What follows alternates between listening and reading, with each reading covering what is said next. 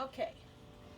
If you make your own compost, be sure you save anything that is not bug infested. So like Any those? of the peelings, cuttings, yes, that'd go into a compost pile.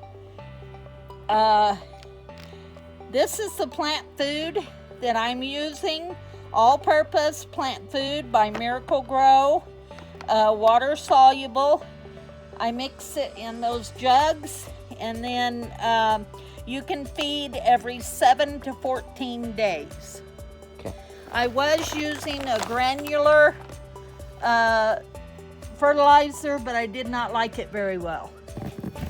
And we could actually leave this in here, and this winter throw any raw vegetation in here and mix it around, and it would help the soil by next year.